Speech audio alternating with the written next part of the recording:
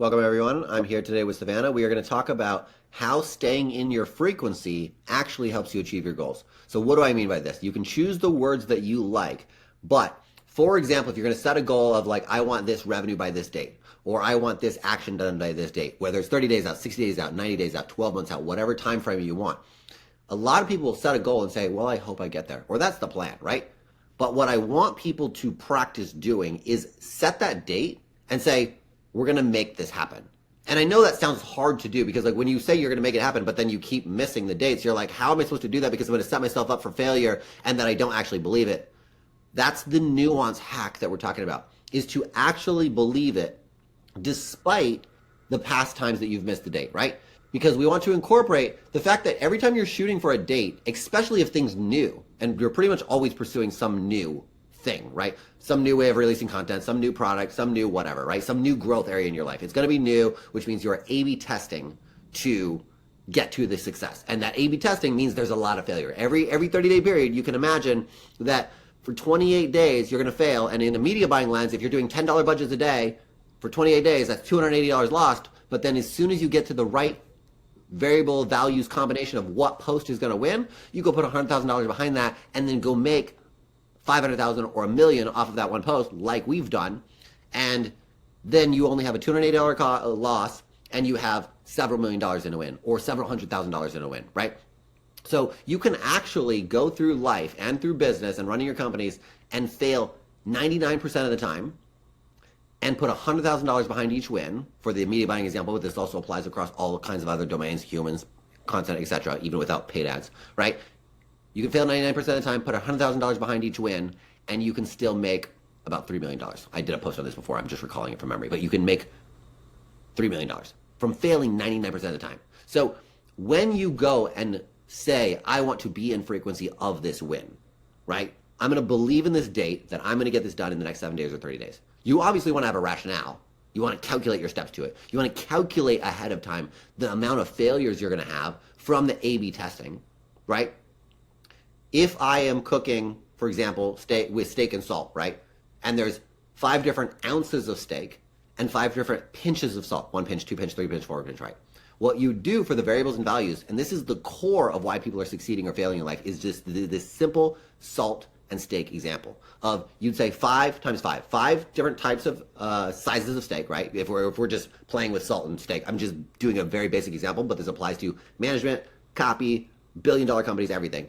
You say 5 times 5 is 25. That means I need 25 iterations to go through those combinations. And that's only with steak and salt. Now imagine a larger dish. Now imagine a larger organization with 1,000 employees, with 10,000 employees. Imagine a web page, landing page that you're optimizing, where you're optimizing for the headline, the call to action, the supporting information, and in the headline maybe you have 6 different options, and in the call to action you have 8 different options, and in another one you have 12 different options. When you do numbers in the teens, where it's like 15 times 13 times 12 times 4, and you have 4 variables with each one having roughly 15 to 18 different combinations, you then do 18 times 17 times 15. If you do that on the calculator right now, you're going to get something like 5,000. In some cases, 25,000, which means if you're testing things once a day, you're going to have 5,000 or 25,000 days before you even finish that combination.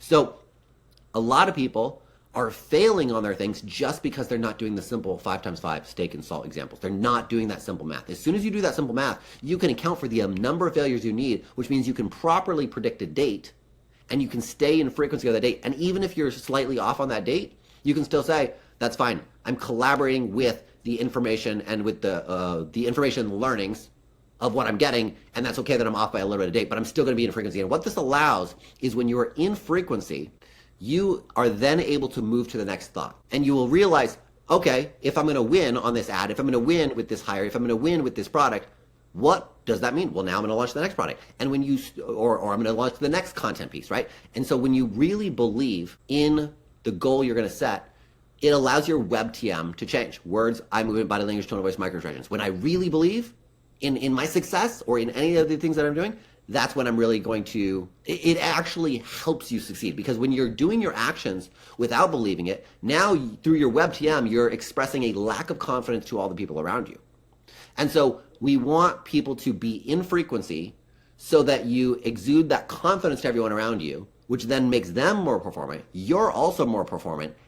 It actually creates the success by believing that success. So this is a high level. Savannah, what are your thoughts? Well said. Micro wins is something that you kind of touched on that I want to elaborate on further. Like you said about how you need to calculate each part of your plan to reach your goal. That's one part that people miss entirely as well, is they don't prioritize their daily actions, their weekly actions, their monthly actions. They don't know when they need to get done, what they need to get done to get to the goal that they desire. And that also creates that lack of confidence and like the WebTM that shows that as well. And staying within the frequency of the way to get into the frequency period is that you can create a plan, know how you're going to get there, and then optimize for that plan as you go. And once you get those small micro wins step by step to get there, that also increases your confidence and keeps you staying within your frequency as well. And like you said, you expect there to be failures between those times so that you can still stay in the frequency of being within the time span of your goal without being too lagged down and lacking confidence from those small failures that you receive from the actions you've been taking getting to that goal. Because you're right, you're going to have many micro failures and many micro wins before you get to that goal, but you've also got to know your timeline.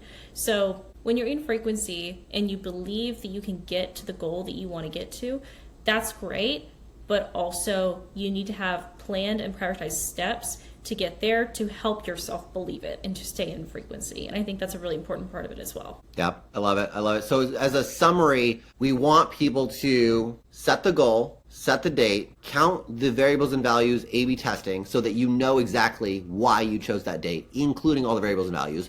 Restrict the size, the number of variables you're dealing with, and the values each variable can hold where you need to. In a lot of cases, that's what people need to do. So with that in mind, then you have a more scientifically chosen date. Set that date, believe in that date based on the logic, and then stay in frequency even despite the failures that are coming because you've calculated for those failures. Don't put your confidence in each iteration of each post, of each product launch, of each step. Put your confidence in your ability to fail and pivot and learn and grow. If I have legs, I can walk. I don't need to worry about tripping in one instance. I can continue to be like, I have legs, I'm gonna get there, I'm hiking on a trail, cool, there was a rock in my way, whatever. I've accounted for this. When we bake in failures, experimentation into the process, it doesn't need to trip us up anymore, and we can actually just continue to believe in the frequency, because our frequency shouldn't be based in results. And a lot of people, their frequency, their mood, their belief is based in their short-term results.